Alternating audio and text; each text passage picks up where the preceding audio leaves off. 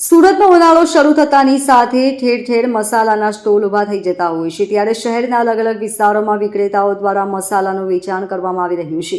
ગૃહિણીઓ દ્વારા આખા વર્ષના મસાલા ભરવા માટે ખરીદી કરવામાં આવતી હોય છે, ત્યારે આ મસાલાઓમાં ભેળસેળ થાય છે કે કેમ તે અંગેની તપાસ પાલિકાના આરોગ્ય તંત્રએ હાથ ધરી છે. સ્ટોલમાંથી સેમ્પલ લેવાયા હતા. આરોગ્ય વિભાગ દ્વારા રાંદેર ઝોનમાં ઉનાળાની સિઝનમાં મસાલાના ઊભા થયેલા સ્ટોલ પર દરોડા પડાયા હતા.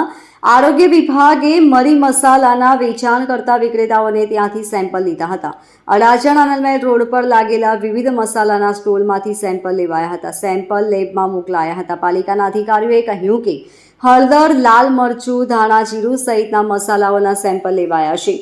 મહત્વનું છે કે લાલ મરચું ભેળસેળવાળું અથવા તો નકલી આવતું હોવાનું સામે આવ્યું છે. આરોગ્ય વિભાગે સેમ્પલ લઈ લેબમાં મોકલ્યા છે. જો કે સેમ્પલ નેગેટિવ આવશે તો વિક્રેતાઓ સામે કડક કાર્યવાહી કરાશે. Bureau report LK star news, Surat.